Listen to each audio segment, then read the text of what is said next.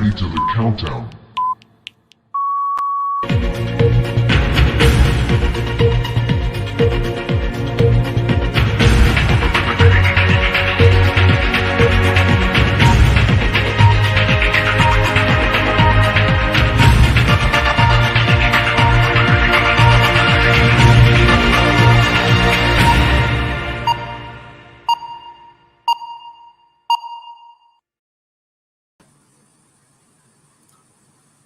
Bismillahirrahmanirrahim. Assalamualaikum warahmatullahi wabarakatuh.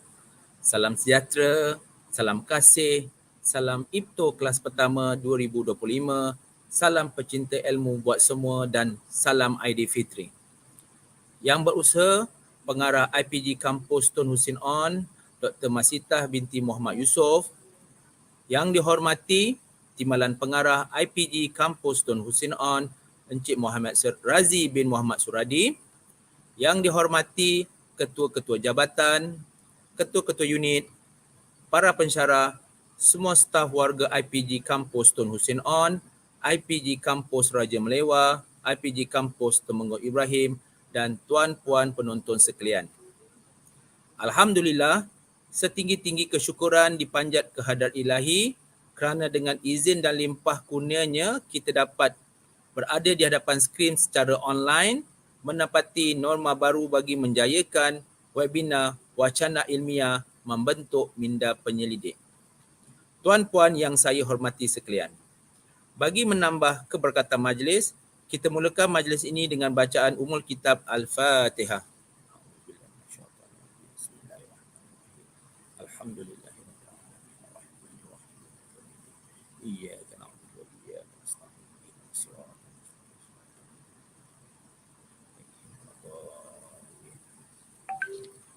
Amin amin ya rabbal alamin. Tuan-puan yang dihormati sekalian, untuk makluman semua, program wacana ilmiah ini merupakan anjuran Jabatan Perancangan Penyelidikan dan Inovasi dan anjuran bersama Jabatan Pembangunan Latihan IPG Kampus Tun Hussein On. Saya mempelawa tuan-puan semua untuk bersama-sama mengikuti melayari perkongsian hasil kajian di peringkat PhD bersama pensyarah-pensyarah dari IPG Kampus Tun Hussein On, IPG Kampus Temenggong Ibrahim dan IPG Kampus Raja Melewa. Program ini akan berlangsung pada setiap 2 minggu sekali. Setiap hari Rabu, pertama dan minggu ketiga, itulah temujanji kita yang akan mengamit kerinduan. Tuan-puan yang saya hormati sekalian, dengan hormatnya, saya memperkenalkan panel kita pada pagi ini yang berbahagia Dr. Haji Halif bin Haji Mat Saleh. Assalamualaikum Doktor, apa khabar? Waalaikumsalam warahmatullahi wabarakatuh. Selamat Hari Raya Aidilfitri Doktor. Okey, selamat Hari Raya, Mak Zaiwatin. Ya, sama-sama kita. Kita harap cuaca dan capaian internet kita pada pagi ini baik sehinggalah program ini selesai. Terima kasih Doktor kerana sudi bersama-sama kami dalam wacana ilmiah pada pagi ini. Di sini saya membacakan seberingkas mengenai biodata dan latar belakang yang berbahagia Dr. Haji Halif bin Haji Mat Saleh. Dr. Haji Halif bin Mat Saleh merupakan Ketua Jabatan Perancangan Penyelidikan dan Inovasi IPG Kampus Tun Hussein On. Latar belakang pendidikan beliau bermula dengan Sarjana Muda Pendidikan Pengurusan Perniagaan dari Universiti Pendidikan Sultan Idris. Kemudian Doktor melanjutkan pengajian di peringkat Sarjana Pendidikan Pengurusan Perniagaan di Universiti Pendidikan Sultan Idris juga.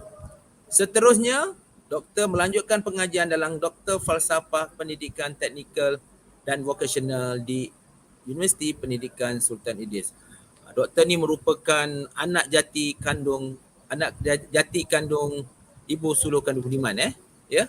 Betul Ya, betul. Okey. Demikianlah seberingkas biodata panel kita pada pagi ini yang berbahagia Dr. Haji Halif bin Haji Mat Saleh. Tuan-puan, puan-puan sekalian. Topik wacana ilmiah kita pada pagi ini ialah kemandiran orang asli terhadap pendidikan dari perspektif program pembelajaran non-formal orang asli dewasa. Ya, tajuknya pun menarik. Untuk menjawab persoalan ini, marilah kita sama-sama mendengar apakah yang sebenarnya yang hendak disampaikan oleh doktor. Majlis dengan hormatnya mempersilakan.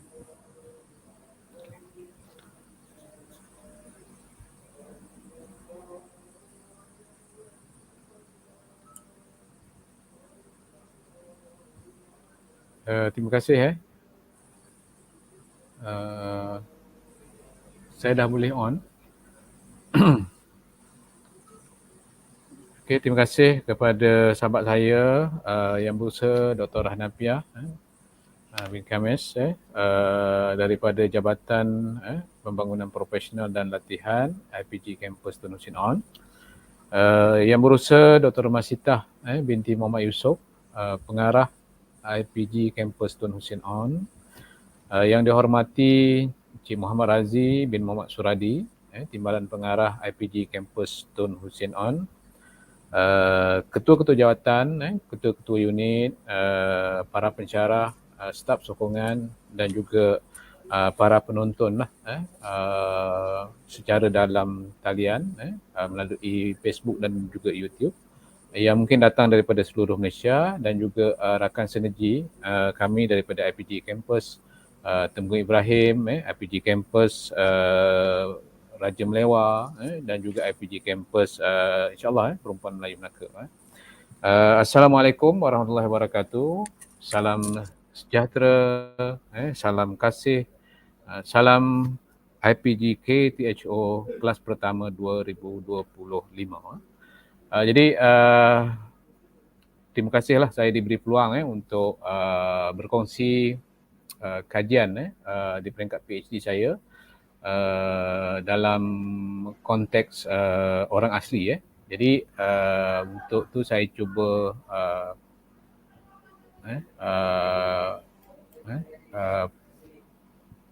muat naik saya punya PowerPoint untuk lebih jelas dalam orang kata perkongsian ini. Tajuk yang saya bawa kepada semua penonton pada kali ini ialah kemandirian orang asli terhadap pendidikan dari perspektif program pembelajaran non-formal orang asli dewasa.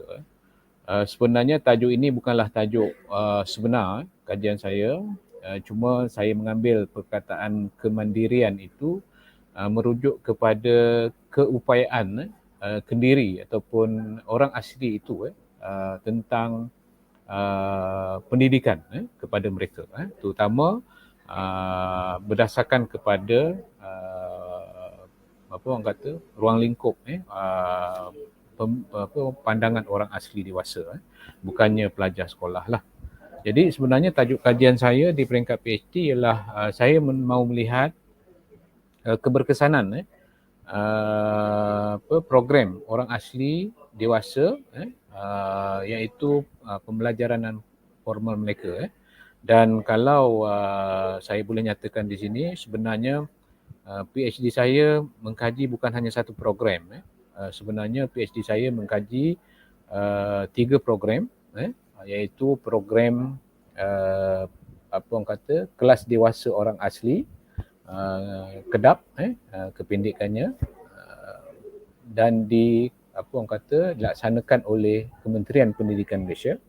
Yang kedua ialah kelas dewasa orang asli, KEDAP juga, tetapi dianjurkan oleh Jabatan Kemajuan Orang Asli sendiri. Jadi ini 2 program sebenarnya yang merujuk kepada pembelajaran membaca, menulis dan mengira kepada orang asli. Dan satu lagi program sebenarnya saya melihat program orang asli dewasa, tetapi mungkin boleh merujuk kepada beliau-beliau lah orang asli, iaitu program latihan kemahiran dan kerjaya ataupun dipanggil PLKK, juga di bawah anjuran Jabatan Kemajuan Orang Asli. Jadi macam tiga program lah dalam satu kajian. Sebab itu kajian saya agak orang kata dari segi tesisnya agak tebal lah, 500 muka surat lebih lah. Jadi pada kali ini saya ingin berkongsilah apa hasil dapatan saya, walaupun kajian saya hanya mengkaji tentang keberkesanan program tersebut, tetapi banyak dapatan-dapatan yang saya boleh berkongsi dengan halayak berkaitan dengan kajian ini kerana ia melibatkan orang kata pandangan masyarakat luar daripada orang asli terhadap orang asli itu sendiri. Sebab itu saya mengambil tajuk kemandirian, bagaimana orang asli itu mempunyai keupayaan kendiri terhadap pendidikan kepada mereka. Okey, jadi saya teruskan. Okey. Ini ialah masalah dan juga tujuan kajian ini. Jadi tujuan kajian ialah untuk membuat penilaian terhadap aspek input. Nanti saya jelaskan dalam bentuk kerangka konseptual kajian saya, iaitu aspek input, output, outcome dan impact. 3 program pembelajaran non-formal orang asli dewasa yang saya jelaskan tadi lah. Dan kenapa saya nak kaji orang asli dewasa ini ataupun program-program pembelajaran mereka, sebab setakat ini sebenarnya setakat kajian yang saya buat itu belum ada kajian secara komprehensif. Yang saya tulis di bawah itulah kajian ke atas program pendidikan non-formal orang asli belum dilaksanakan secara menyeluruh. Jadi itu tujuan utama ataupun orang kata masalah utama lah. Tetapi bila saya membuat literatur, saya melihat contohnya ketiadaan pendidikan dan tahap pencapaian pendidikan yang masih rendah. Ini dinyatakan oleh Julie Ido dan juga Ma'aruf lah tahun 2003 dan 2010. Jadi berdasarkan kajian-kajian pengkaji ini melihat bahawa pendidikan di kalangan masyarakat orang asli dewasa ni masih lagi tahap pencapaiannya masih rendah. Begitu juga oleh Zainal 2012 dalam plan tindakan pembangunan pendidikan orang asli bermula daripada 2001 hingga 2010 masih belum tercapai sepenuhnya. Maknanya adalah dia punya orang kata tujuan-tujuan dalam plan tindakan tu, salah satunya pendidikan. Jadi dalam pendidikan tu masih banyak lagi yang belum dapat dicapai oleh Jabatan Kemajuan Orang Asli lah itu sendiri. Dan kemudian yang ketiga, kenapa penyataan masalahnya ialah walaupun kedap dilaksanakan sejak 2008, kedap Jakwa lah, bukan kedap KPM, sekitar 30% pelajar dewasa yang mengikutinya masih lagi belum dapat menguasai 3M. Walaupun 70% tu dah kuasai, tapi masih ada lagi kelompangan. Ini dinyatakan oleh Zainal lah 2012. Dan kalau kita lihat satu lagi, PLKK saya tak sebut tadi, PLKK ni ialah latihan kemahiran lah. Seperti kemahiran vokasional, automotif, orang kata masakan, electrical kan, banyak berkaitan dengan orang kata kemahiran vokasional. Jadi masalah berkaitan jangka masa latihan, bidang yang ditawarkan, terhad dan masalah pembelajaran pelatih menghadapi masalah. Jadi sebab itulah saya membuat keputusan untuk membuat kajian ke atas 3 program ini. Dan sebenarnya dia sangat signifikan lah dengan orang kata tugas sama ada di peringkat KPM, di peringkat Jakwa sendiri, untuk melihat adakah program-program yang mereka laksanakan ini mencapai hasilnya, dan dalam konteks kajian saya adakah dia sangat berkesan. Jadi itu yang kajian saya ni dilaksanakan lah. Okey. Dan ini ialah objektif kajian saya. Yang pertama ialah menilai keberkesanan aspek input program pembelajaran non-formal orang asli dewasa dari perspektif pengurusan, Jakwa dan agensi terlibat serta kepimpinan komuniti orang asli. Yang pertama aspek input lah. Yang kedua ialah menilai keberkesanan aspek output program pembelajaran non-formal orang asli dewasa dari perspektif pengurusan, Jakwa dan agensi terlibat, pelajar dan pelatih, guru dan tenaga pengajar serta kepimpinan komuniti orang asli. Jadi sebenarnya dalam kajian saya ni saya mengambil kira ada 3 orang kata orang utama lah. iaitu pengurusan, pihak pengurusan sama ada Kedap Jakua, Kedap KPM dan juga PLKK. Kemudian kita akan melihat dari segi mereka yang terlibat dalam pendidikan itu sendiri, iaitu pelajar Kedap, pelajar Kedap KPM dan Kedap Jakua, kemudian pelatih PLKK, juga guru Kedap Jakua dan Kedap KPM dan tenaga pengajar PLKK. Dan akhir sekali saya juga mengambil apa orang kata respon daripada kepimpinan komuniti orang asli. Jadi untuk pengetahuan penonton yang mengikuti apa orang kata perkongsian saya ini, sebenarnya kepimpinan orang asli ini bukan hanya Tok Watin. Contohnya kalau di Johor ada yang dipanggil sebagai penghulu. Dan sebenarnya Tok Watin ni pun ada dua kategori. Satu yang memang dilantik berdasarkan kepada hierarki ataupun turun-temurun. Tetapi ada juga Tok Watin yang dilantik oleh pihak Jakua. Jadi dia sedikit berbeza lah. Okay. Kemudian yang ketiga, menilai keberkesanan aspek outcome program pembelajaran non-formal orang asli dewasa dari perspektif pengurusan Jakua dan agensi terlibat, pelajar dan pelatih, guru dan tenaga pengajar serta kepimpinan komuniti orang asli. Dan akhir sekali ialah nak menentukan faktor-faktor penting input dan output yang menyumbang kepada outcome program pembelajaran non-formal orang asli dewasa. Ini objektif dia lah. Dan objektif ni saya akan pecahkan lah kepada persoalan-persoalan. Dan juga sebenarnya saya dalam tesis saya menyediakan ataupun membina ada 12 hipotesis. Ada 12 hipotesis. Okay, jadi saya jelaskanlah secara ringkaslah. Okay, ini persoalan kajian yang saya utarakan. Iaitu yang pertama, sejauh manakah keberkesanan aspek input program pembelajaran non-formal orang asli dewasa dari perspektif pengurusan Jakua dan agensi terlibat serta kepimpinan komuniti orang asli. Yang kedua, sejauh manakah keberkesanan aspek output program pembelajaran non-formal orang asli dewasa dari perspektif pengurusan Jakua dan agensi terlibat, pelajar dan pelatih, guru dan tenaga pengajar serta kepimpinan komuniti orang asli. Yang ketiga ialah sejauh mana keberkesanan aspek outcome. Tadi input, output, outcome. Program pembelajaran non-formal orang asli dewasa dari perspektif pengurusan Jakua dan agensi terlibat. Pelajar dan pelatih, guru dan tenaga pengajar serta kepimpinan komuniti orang asli. Dan yang keempat ialah apakah faktor-faktor penting, input dan output yang menentukan outcome program pembelajaran non-formal orang asli dewasa. Okey. Jadi itu persoalan kajian lah yang saya bina dalam kajian PhD saya.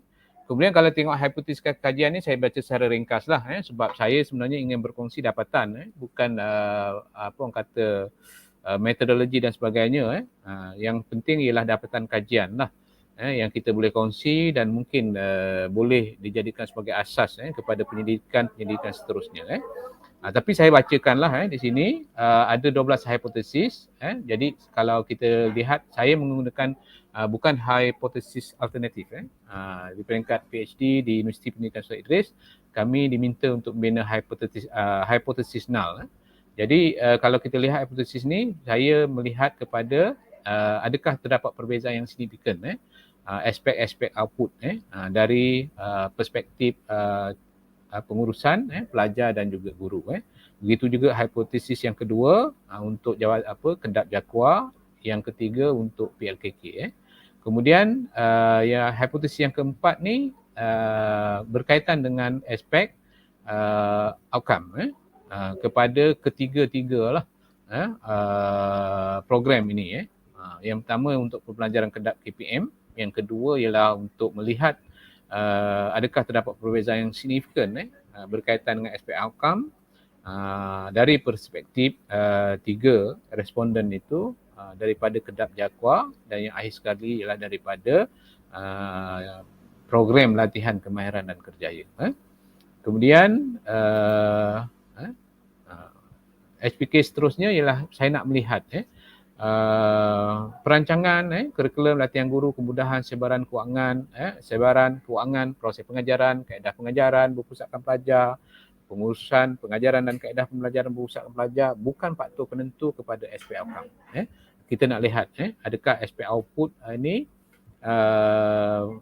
boleh menentukan, memberi kesan kepada aspek outcome. Itu yang saya bina lah hipotesis tersebut, iaitu hipotesis yang ketujuh untuk kedap KPM, yang ke-8 untuk kedap Jakwa dan yang ke-9 untuk program latihan dan kemahiran dan kerjaya untuk beliau orang asli. Kemudian ini aspek yang hipotesis yang ke-10, apakah faktor-faktor penting input dan output yang menentukan outcome program kelas dewasa bagi ibu bapa murid orang asli untuk kedap KPM, hipotesis 11 untuk kedap Jakwa dan hipotesis yang ke-12 ialah untuk PLKK. Ini hipotesis kajiannya lah. Okey, ini ialah kerangka konseptual yang saya bina dalam kajian ini sebab saya nak melihat bagaimana aspek input dan output program itu boleh memberi kesan kepada aspek outcome.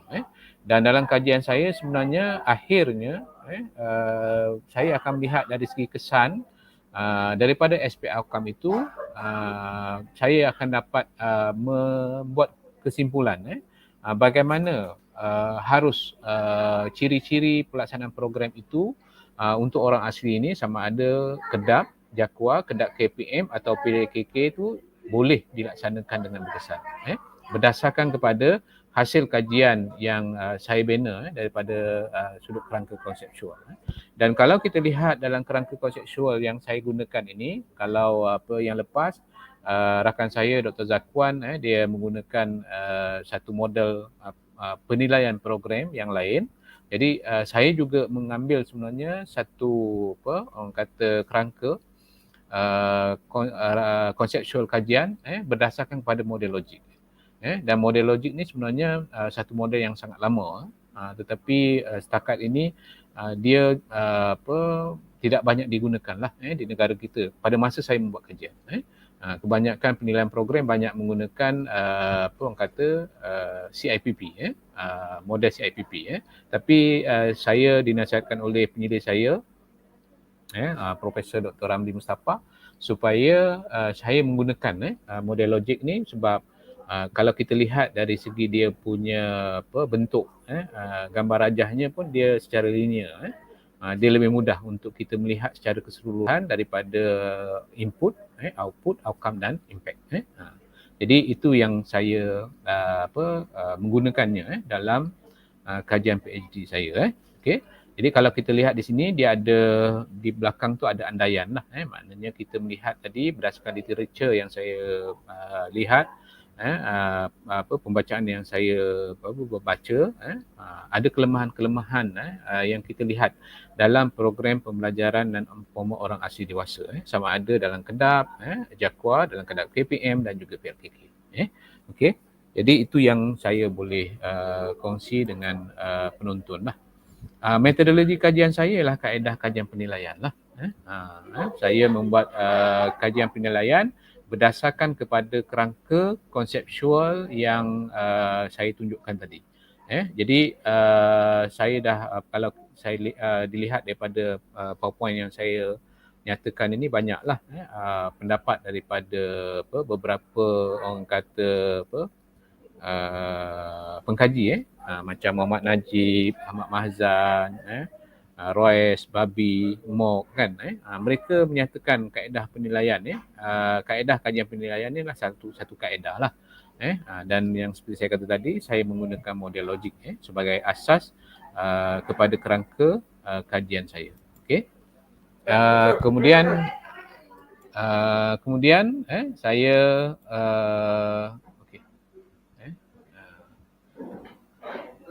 dia ni okey, ini persimpulan kajian saya.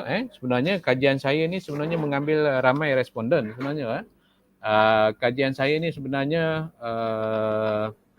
kalau saya akan tunjukkanlah berdasarkan PowerPoint yang saya ada, seramai 1403 responden yang saya ambil berdasarkan kepada kategori-kategori responden, sama ada daripada peringkat pengurusan, kategori pelajar dan kategori guru. Jadi maknanya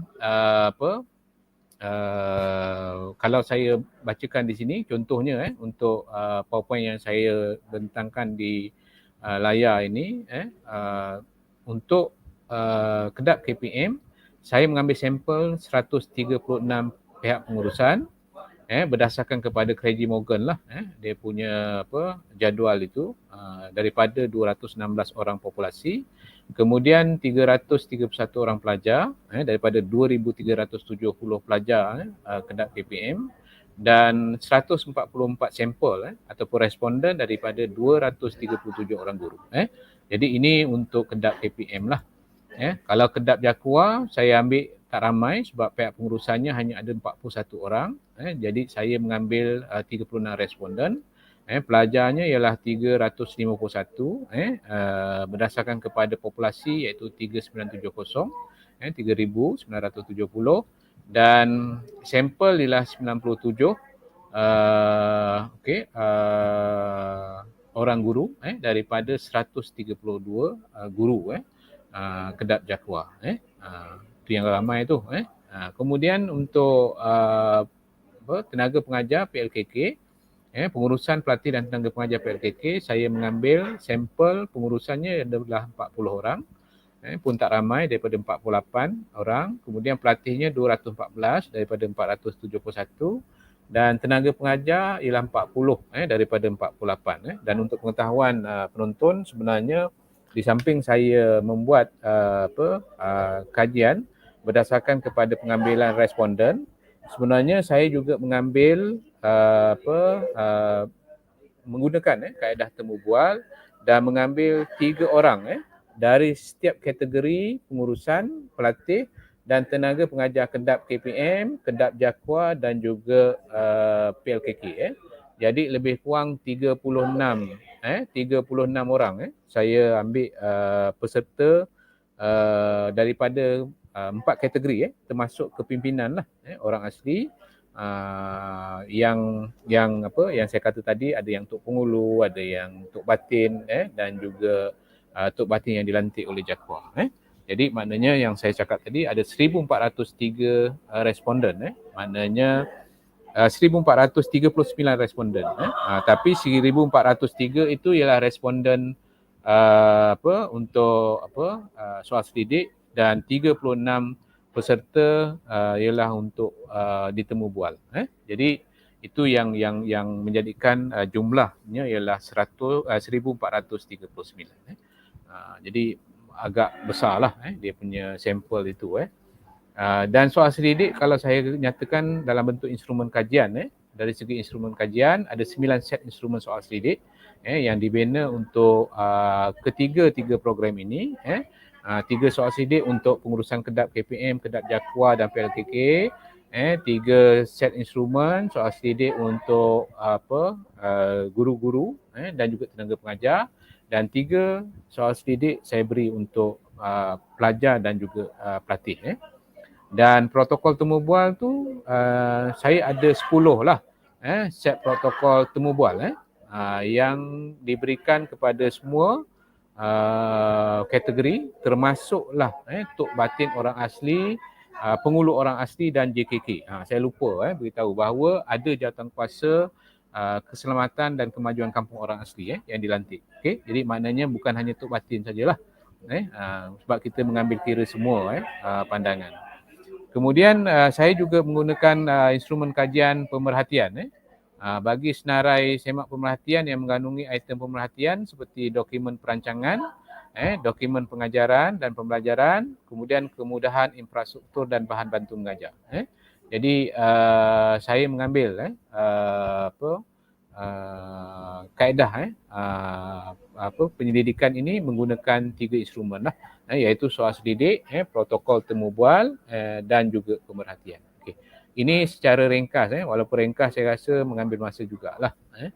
Jadi saya nak pergi kepada sedikit makluman berkaitan dengan proses memungut data. Mungkin saya boleh kongsilah kepada penonton-penonton sebab memang banyak sedikit orang kata birokrasi lah. Saya kena mohon orang kata penyelidikan ini kepada pihak EPRD, kemudian saya juga mohon kepada pihak Jakua, Saya juga mohon kepada pihak KPM untuk mendapat kelulusan untuk orang kata dibenarkan membuat penyelidikan kepada sekolah di bawah KPM untuk orang asli dan juga sekolah dan juga PLKK di peringkat JAKWA.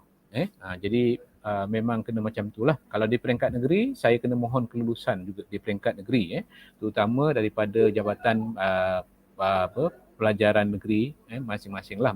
Contohnya macam di Selangor, di Johor, di Perak, di Negeri Sembilan dan seterusnya lah. Okey, ini gambar-gambar yang saya boleh tunjukkan, berkongsi dengan penonton, kutipan yang saya buat, data-data. Contohnya ini di bawah Kedap Kementerian Pendidikan Malaysia, kutipan datanya. Kemudian ini juga Kedap di Kementerian Pendidikan Malaysia. Kemudian ini saya buat Kedap untuk Jabatan Kemajuan Orang Asli, dan ini juga Jabatan Kemajuan Orang Asli. Cuma kalau boleh saya jelaskan dengan penonton untuk Kedap JAKWA, mereka melaksanakan pembelajaran ini di balai-balai raya dan juga mungkin di orang kata ada yang satu tempat saya pergi tu mereka buat di di bangunan sewang yang kalau orang asli atau orang yang tahu tentang budaya orang asli dia tahu sewang tu iaitu satu budaya hiburan orang asli tapi untuk Kedap KPM memang mereka dilaksanakan Kedap itu dilaksanakan di sekolah-sekolah rendah lah di bawah Kementerian Pendidikan Malaysia. Okey. Kemudian ini ialah program latihan kemahiran dan kerjaya data yang saya kutip lah nanti saya boleh jelaskan sikit lah daripada tak silap saya ada 19 buah institusi latihan kemahiran dan kerjaya yang melatih orang asli dari pelbagai bidang antaranya saya sebut tadilah macam ni untuk mendandan rambut kan ada yang daripada automotif macam satu gambar ni ni di Johor di Johor di Kulai tak silap saya mendidik tapi banyak lagi sebenarnya program latihan yang diberikan kepada orang asli dewasa dan juga belia-belia orang asli. Okey. Saya pergi kepada dapatan kajian saya. Inilah persoalan pertama untuk adakah aspek input program kelas dewasa orang asli Kementerian Pendidikan Malaysia ini dari aspek inputnya berkesan. Aspek dia ialah perancangan dan pelaksanaan, kurikulumnya, latihan gurunya, sebaran maklumatnya, sumber kewangan dan perbelanjaannya, kemudahan yang disediakan.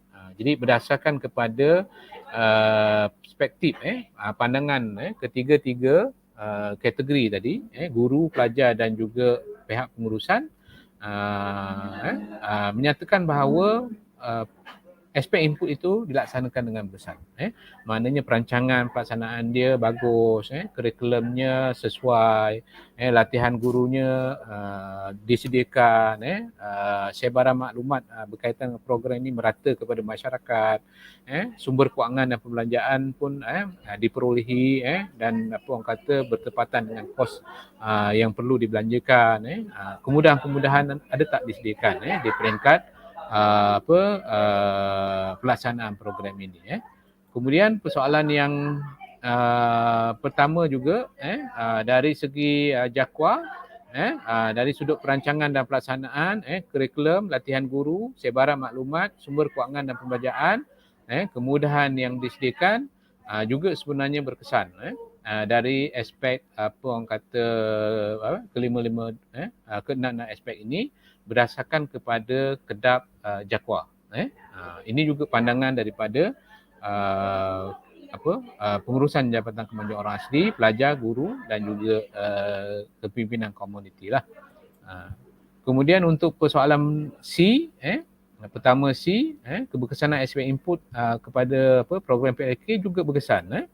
Juga dilihat berkesan lah dari aspek perancangan, kurikulum, latihan tenaga pengajarnya, sebaran maklumat, sumber kewangan dan perbelanjaan, kemudahan yang disediakan dan sebagainya. Ini yang saya dapat daripada soal selidik lah, daripada soal selidik. Okey. Kemudian persoalan kajian kedua, sejauh mana pula aspek output? Kalau dilihat aspek tadi aspek input,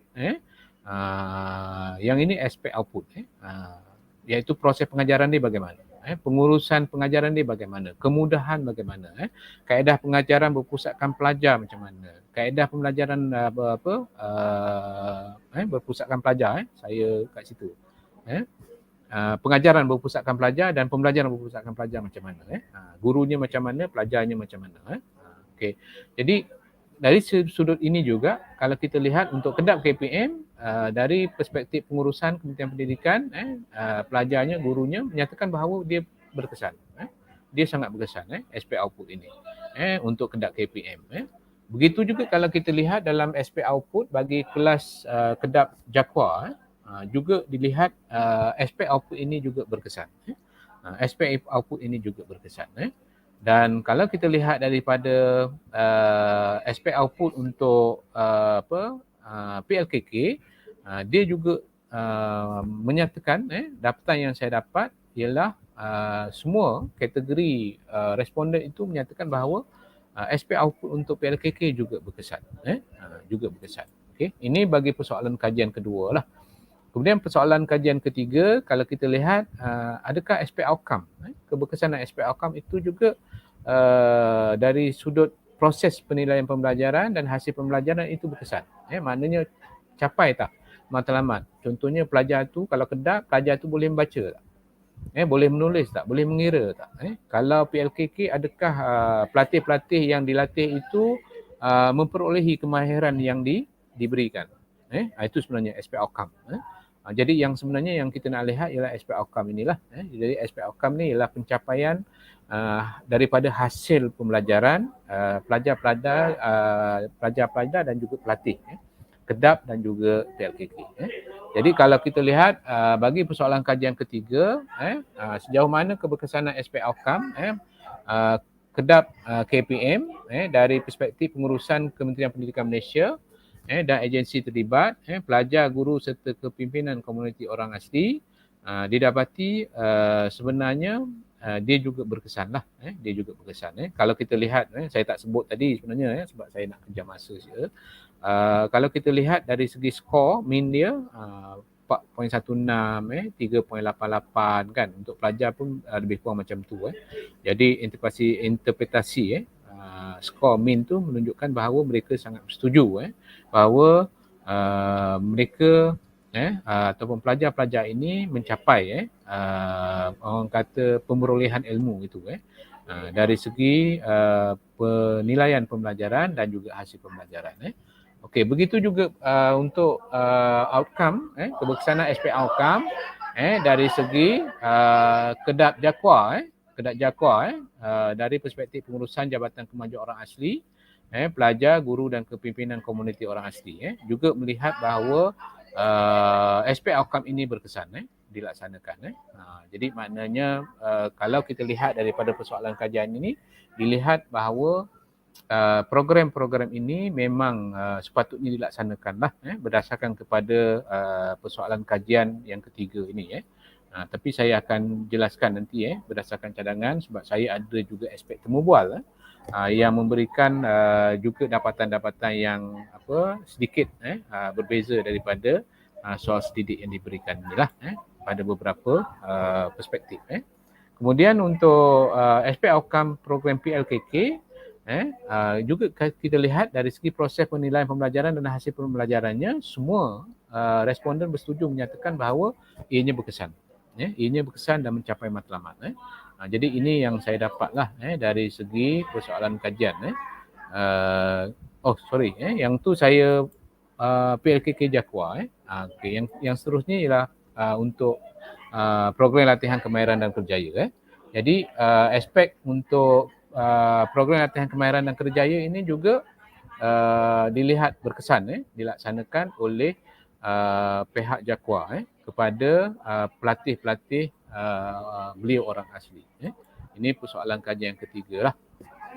Dan akhirnya ialah persoalan kajian keempat, Kalau kita lihat di sini, apakah faktor-faktor penting input dan output yang menentukan outcome program kelas dewasa bagi iwapa murid orang asli dan peribumi.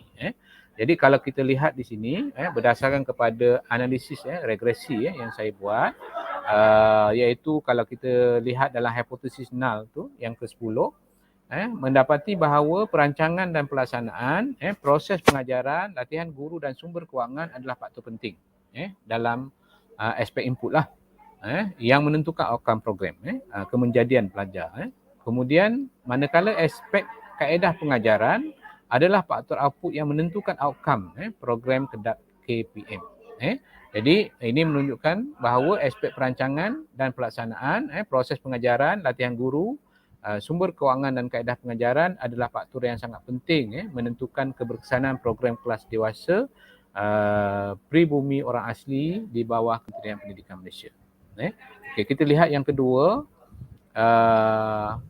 apakah faktor-faktor penting input dan output yang menentukan outcome program kelas dewasa asli pribumi kedap Jakwa. Jadi berdasarkan analisis regresi hipotesis null ke-11, kajian mendapati aspek kurikulum adalah faktor penting input program yang menentukan outcome program kedap Jakwa, manakala aspek kaedah pembelajaran adalah faktor output yang menentukan outcome program kedap Jakwa. Jadi ini menunjukkan bahawa aspek kurikulum dan kaedah pembelajaran adalah faktor-faktor yang sangat penting bagi menentukan keberkesanan program kelas dewasa asli pribumi. Ini kalau kita lihat dia ada perbezaan sedikit dengan orang kata kedap KPM. Dan kalau kita lihat di sini kurikulum dan kaedah pembelajaran itu merupakan faktor yang sangat penting berbanding dengan kalau kita lihat untuk kedap KPM, aspek perancangan dan pelaksanaan, proses pengajaran, latihan guru, sumber kewangan dan kaedah pengajaran itu sangat penting. Jadi berbezalah. Dan begitu juga kalau kita lihat untuk program PLKK, kalau kita lihat di sini untuk aspek input, aspek kurikulum dan kemudahan adalah faktor-faktor penting input yang menentukan outcome program PLKK. Dan kalau kita lihat faktor output ialah aspek kaedah pembelajaran yang menentukan outcome program PLKK. Jadi kalau kita lihat kat sini aspek kurikulum, kemudahan dan kaedah pembelajaran. Saya nak sebut di sini kenapa kemudahan ini salah satu aspek yang penting dalam PLKK sebab untuk latihan kemahiran dan kerjaya ni peralatan yang cukup orang kata kalau katalah nak buat praktikal kan maknanya peralatan untuk satu-satu pusat latihan tu kena cukup lah bagi menentukan keberkesanan dan pemberolehan ilmu oleh pelatih-pelatih orang asli ni. Jadi itu saya sebenarnya dalam kajian ni saya dah bincang dan saya dah nyatakan ada 4 persoalan kajian yang saya dah jawab lah. Dan inilah kerangka model. Kerangka model yang saya hasilkan berdasarkan yang saya kata tadi, saya kaji tentang keberkesanan 3 program. Tetapi saya juga mencandarkan satu kerangka model. Saya tak buat model.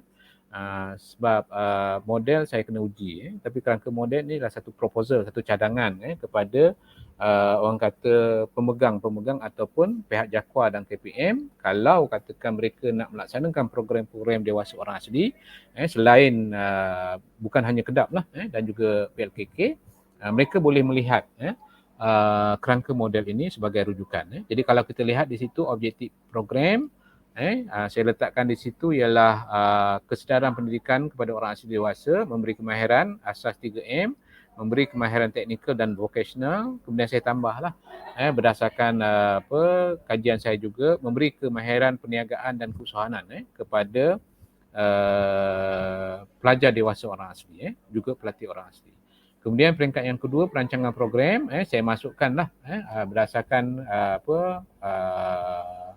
orang kata konstruk yang saya bina lah, perancangan kurikulum dia, kursus andragogi pribumi ini satu cadangan lah latihan mengajar guru kan kemudahan sebaran maklumat kewangan dan pelaksanaan program merujuk kepada kursus motivasi dan kemahiran insaniah orang asli dewasa, kemudian pengurusan pengajaran, proses pengajaran, kaedah pengajaran guru, tenaga pengajar, kaedah pembelajaran pelajar dan pelatih. Dan hasil program merujuk kepada proses penilaian pelajar, pencapaian pelajar pelatih, perubahan tingkah laku, peluang kerjaya dan keusahanan untuk orang asli dewasa. Jadi kalau kita lihat di sini sebenarnya kenapa dalam kerangka ini juga saya letakkan ada anak panah yang bertentangan. Yang saya letak di situ ialah penilaian. Okey. Dalam kerangka model ini dan dalam kajian saya sebenarnya membuat kajian secara retrospektif. Kajian lepas. Maknanya program sudah berjalan dan saya buat kajian ini selepas program berakhir. Tetapi dalam cadangan saya ini, saya bukan hanya mencadangkan supaya setiap program ini dinilai selepas program itu tamat dilaksanakan. Dia sebenarnya penilaian ini boleh dibuat secara formatif. Maksudnya semasa program berjalan, penilaian harus juga dilakukan. Contohnya katalah penilaian berkaitan katakan kemudahan dalam satu-satu program itu agak berkurangan dan sebagainya. Maknanya bila dibuat penilaian, mungkin pihak-pihak penyedia program ini boleh membuat tindakan awal, tindakan segera untuk menambah kemudahan dan sebagainya. Begitu juga mungkin dari segi kos dan sebagainya. Itu sebab saya letakkan penilaian itu sebenarnya dia berlaku di setiap peringkat, bukan hanya di akhir program. Itu cadangan kajian saya lah kepada pihak-pihak orang kata penganjur, iaitu KPM dan juga JAKWA. Jadi ini hasil saya lah. Okey. Dan hasil saya ini sebenarnya selain daripada itu ialah cadangan kajian. Saya ada 13 cadangan kajian tapi saya cuba ringkaskan lah. Pertamanya menilai semula dan menambah baik kurikulum KEDAP, KPM, KEDAP JAKWA dan PRKK. Maknanya kena tengok semula. Mungkin kurikulum ini kena sesuai dengan apa orang kata situasi di mana KEDAP itu dilaksanakan. Okey, di mana lokasi dia dilaksanakan. Jadi kita kena lihat kat situlah. Dan saya sebut di sini kaedah pembelajaran andragogi peribumi ni kena dibawa bersama. Contohnya kaedah didik hibur dan sebagainya. Penggunaan elemen-elemen orang kata rimba perlu sebab dia lebih dekat dengan kehidupan orang asli. Kemudian cadangan yang kedua ialah memastikan kemudahan pengajaran dan pembelajaran bagi program KEDAP JAKWA. Ini yang saya kata sebab mereka pernah membuat pelaksanaan ini di bangunan sewang kan, di tempat-tempat yang rasanya agak kurang sesuai. Jadi mungkin pihak JAKWA dicadangkan agar melihat semula kemudahan lokasi pengajaran dan pembelajaran serta kemudahan-kemudahan lainlah, kerusi meja dan sebagainya, tandas dan sebagainya, kipas dan lampu untuk disediakan bagi pelaksanaan program ini berjalan dengan baik. Kemudian yang ketiga, memastikan kemudahan penginapan yang disediakan oleh institusi-institusi latihan kemahiran mestilah selamat, selesa dan lengkap untuk pelatih. Ini untuk PLKK lah, sebab dalam kajian saya mendapati ada sebahagian orang kata penyedia-penyedia institusi itu menyediakan penginapan yang agak orang kata kecil kan, berdasarkan kepada kapasiti pelatih yang dibawa, dan kemudian mungkin ada isu dari segi orang kata masalah penginapan dengan pusat latihan itu agak jauh. Jadi itu yang saya dapatlah dalam kajian PhD saya ini. Kemudian untuk dapatan yang keempat, khusus motivasi khusus yang lebih tersusun dan sistematik kepada semua pelajar KEDAP KPM dan KEDAP JAKWA perlu dilaksanakan. Ini memandangkan kepada orang kata interpersonal dan intrapersonal mereka lah. Jadi ada setengah yang saya jumpa tu saya boleh nyatakan di sini, contohnya bila saya buat temu bual dengan Makcik Juriah dan ada seorang lagi lelaki tu Pak Long tak silap saya, walaupun mereka umur 60-an tetapi mereka sangat positif dan sangat bermotivasi untuk belajar walaupun hanya untuk membaca, menulis dan mengira. Okey. Kemudian yang kelima, mencadangkan satu kursus kemahiran insaniah khusus perlu dilaksanakan kepada semua pelatih program PLKK. Jadi ini pada saya khusus kemahiran insaniah ialah lebih kepada intrapersonal mereka lah. Sebab dalam temu bual saya melihat ada pelajar-pelajar dari segi intrapersonalnya, dalaman mereka masih lagi takut-takut, masih lagi orang kata kurang orang kata pandai berinteraksi dengan khalayak dan sebagainya. Jadi mereka harus disediakan dari segi kemahiran insaniah, kemahiran komunikasi dengan orang lain, kemahiran bergaul dan sebagainya. Kemudian penyediaan kursus yang keenam berkaitan pembelajaran orang dewasa terutama kepada tenaga pengajar program PLKK hendaklah dilaksanakan dengan menumpukan kepada pengetahuan tentang budaya masyarakat orang asli. Sebab mereka ni dilaksanakan oleh institusi-institusi latihan swasta. Jadi mereka sepatutnya pengajar ini juga diberi maklumat berkaitan dengan budaya masyarakat orang asli. Supaya mereka lebih mudah untuk mendekati beliau-beliau orang asli ini, memudahkan pengajaran mereka dan sebagainya. Kemudian yang ketujuh, pelaksanaan latihan mengajar atau pengajaran mikro dan makro kepada setiap individu guru kedap KPM dan kedap JAKWA serta tenaga pengajar PLKK perlu juga dilaksanakan. Ini memandangkan contohnya macam kedap JAKWA ni mereka tidak ada orang kata latihan pedagogi khusus. Macam kedap KPM ni memang diambil daripada guru-guru yang bertauliah daripada KPM.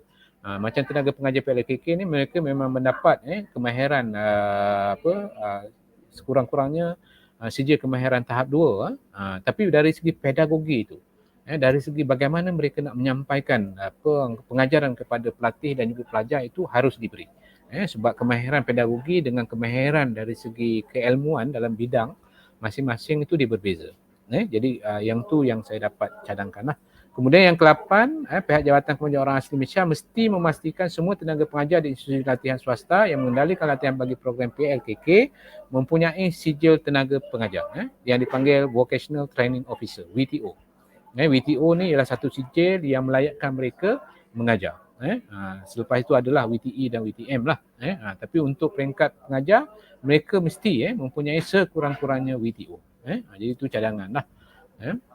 Okey, dan kemudian yang ke-9 melaksanakan penilaian secara formatif dan sematik yang saya sebut tadilah di peringkat objektif, peringkat perancangan, peringkat pelaksanaan dan hasil program supaya program itu dapat dilaksanakan semasa pelaksanaan tu dapat dilihat dengan betul dan boleh ditangani dengan berkesan dan akhirnya bila kita buat penilaian secara sumatif itu kita dapat keberkesanan program itu.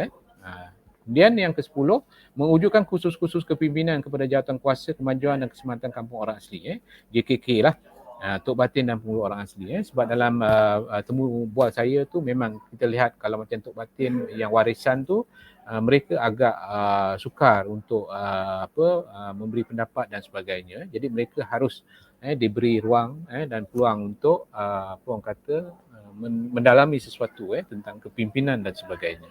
Kemudian menjalin kerjasama dengan agensi kerajaan. Ini untuk kita bagi ruang supaya kami cadangkan saya cadangkan dalam kajian saya ini supaya selain mereka diberi ruang untuk memahami pembelajaran tersebut, contohnya boleh membaca, menulis dan mengira, kemudian mahir dalam teknikal pendidikan teknik vokasional, mungkin di sebahagian mereka itu berminat untuk membuat perniagaan, menjadi usahawan dan sebagainya. Jadi kalau ada hubungan yang baik dengan Tekun, IKBN, Giat Mara dan sebagainya, mereka boleh diberi peluang tersebut.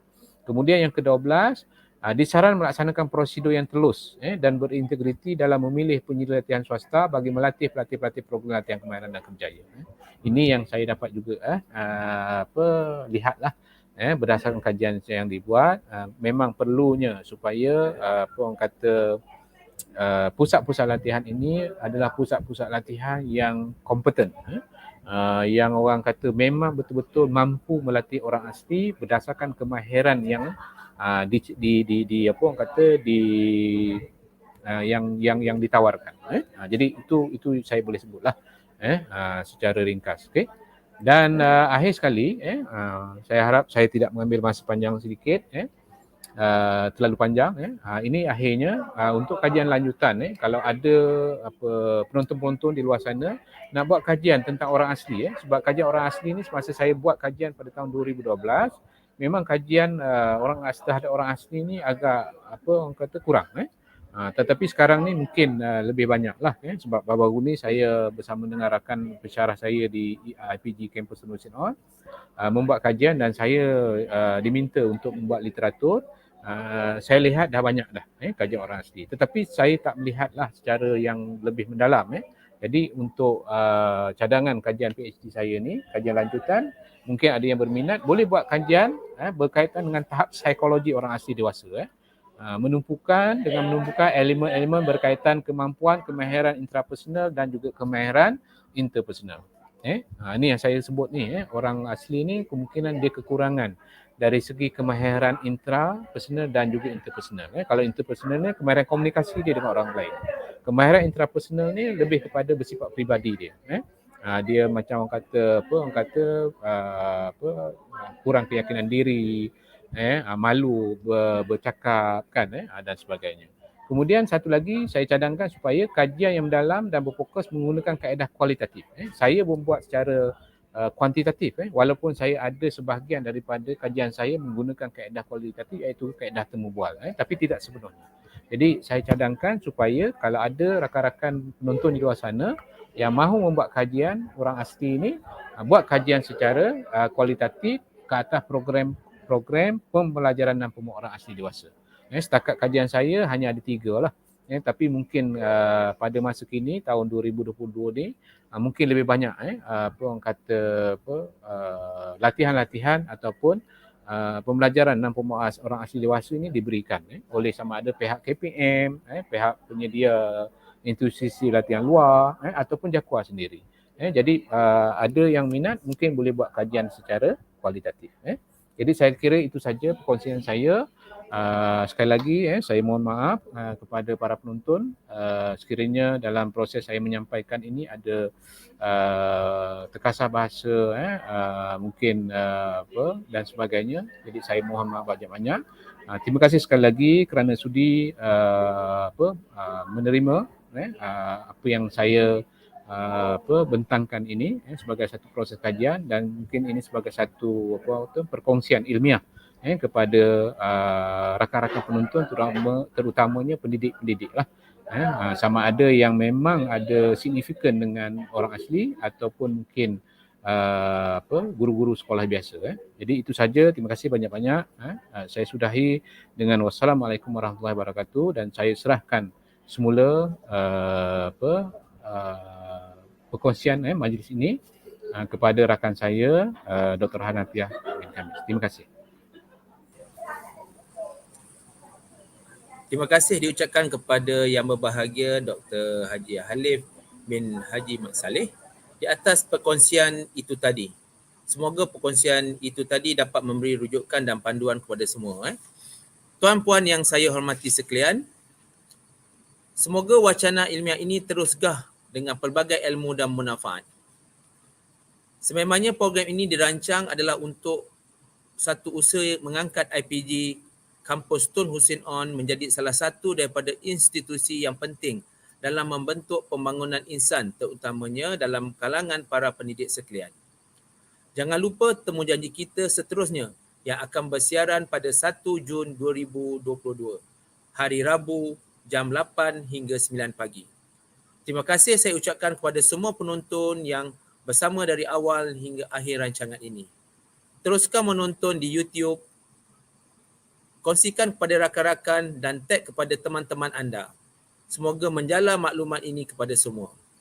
Terima kasih kepada pengarah IPG Kampus Tun Hussein On, Dr. Masitah binti Muhammad Yusof, Timbalan Pengarah IPG Kampus Tun Hussein On, Encik Muhammad Razi bin Muhammad Suradi. Terima kasih juga saya ucapkan kepada pihak urus setia di belakang tabir dan jawatankuasa teknikal yang telah menjayakan program ini secara live. Akhir kata, saya mohon maaf jika terdapat sebarang kesilapan sepanjang saya mengendalikan majlis ini. Saya Dr. Muhammad Hanafiah bin Khamis mengundur diri. Terima kasih kepada semua. Semoga kita berjumpa lagi pada masa akan datang. Assalamualaikum warahmatullahi wabarakatuh.